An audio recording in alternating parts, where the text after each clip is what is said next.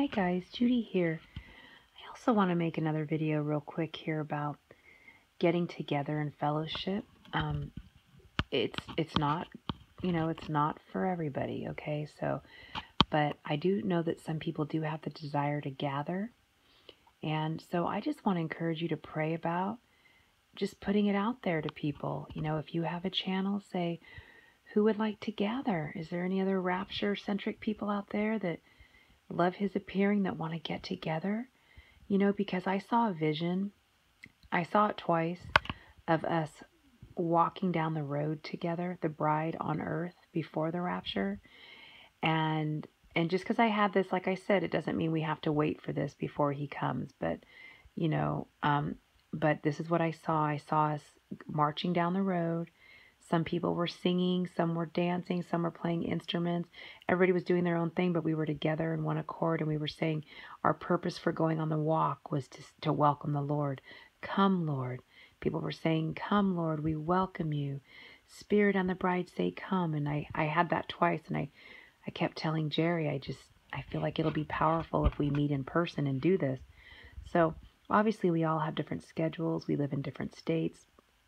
Like I said, I'm leaving my state, California, to go to South Carolina to go meet up with another fellow Rapture-centric, and we're going to invite people to come there. And then I'm sure I'll be going somewhere else. Okay, people responded to the last video I made, well, about a month ago, saying, oh, you could come to my house. I had quite a few people open up their homes in different venues so that where we could meet. And so I was so excited to see that the people want to meet. And so I'm just prayerfully going about how God wants me to do that.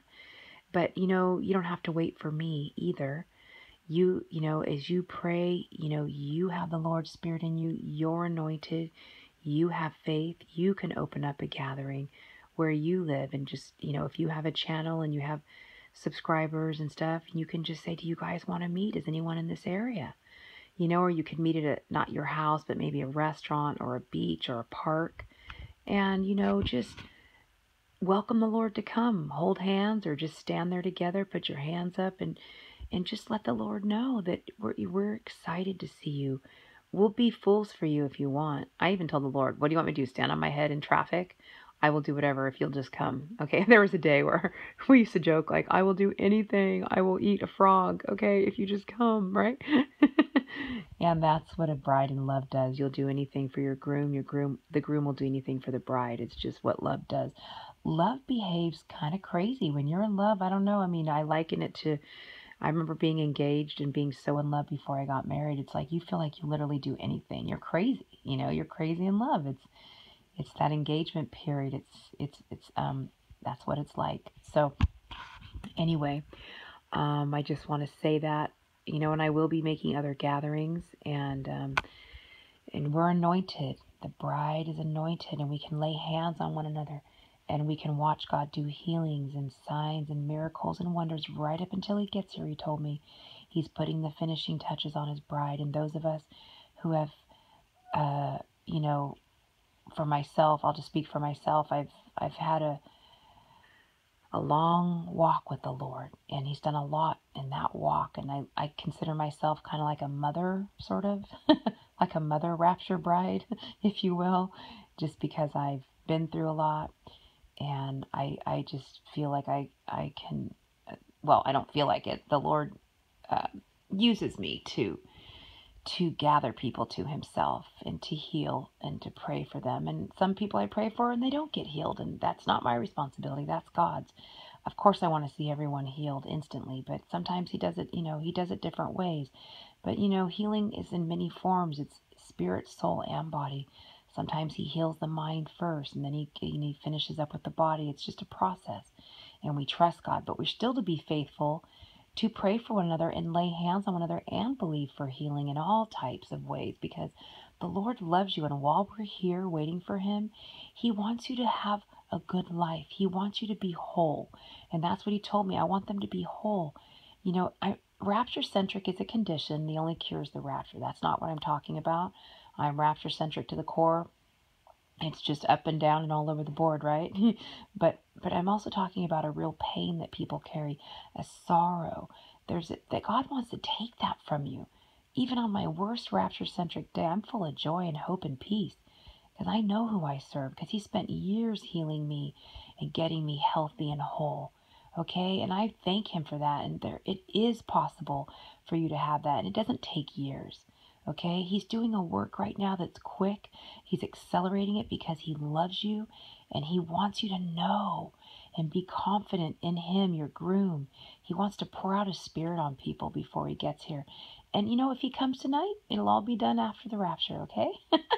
But as long as we're here, we want to believe God for life and life abundantly because He's good. He doesn't want you, he wants you to have peace and joy like a river. Does it mean your situation's going to be perfect? Not always. Does it mean it might be? Yeah, believe for the best. Does it mean you're going to be healed 100%? Hopefully, but if not, He's going to do something because He's always working on us. He loves you. Okay, I've told you about my physical healing I've had in my body. I was very sick 13 years ago and God healed me, okay? He heals us in different ways. He took me through a process of organic, that's how He healed me, through organic means and different things like that. But He also had healed me supernaturally because those things alone were not going to take care of what I had. But he wanted to take me down that road because He needed me to live this long as I am, I'm 48. He needed me to last this long. And where I was headed before, it was not very far. I was not going to last long. So He chose, sometimes His healings are instant, sometimes it's a process, and sometimes He's combining both body, soul, and spirit. He's saying, okay, I want you to eat healthier, but see, God will give you your recipe. He loves you. And some of you just need healing in your mind. You need a deeper walk with Him. You need a closer connection. You need some ministry. You need some prayer. You need someone with faith to lift you up and hold your hand and say, look, I'll help take you to the next level. I mean, God's ultimately the one doing it. But if you need someone that has more faith than you for now, and God told me that's okay, you can grab onto my faith and you can grab onto mine and make it yours, and that's what we do when we lift one another up. We lift each other up. We love one another. Love is the greatest power. So when the body of Christ is operating in love, we're powerful. But when we're not operating in that love, we are not powerful. We are weak, and we are like an army that's disjointed, an army that's all scattered. But if we're in love and doing what God says to do, then we're in an army. We're such a powerful force. We're walking in straight attention. We are in perfect form. Our march is going the same way. We look scary to the enemy, like, no, they're loving each other. Oh, I hate that. They're actually helping each other. There's no jealousies and fighting among them. They're loving one another. They're preferring one another above themselves. Look at the leaders. They're leading.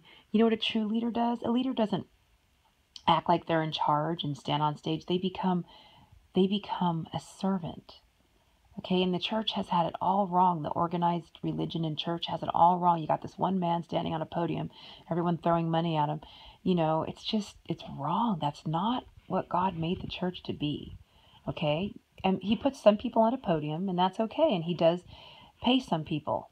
That's not wrong. But what I'm saying is this extreme idea of what we think the church is. The church is me. The church is you. The church is building up one another. It's not a building. You don't have to go to it's just, ouch, ooh, gross.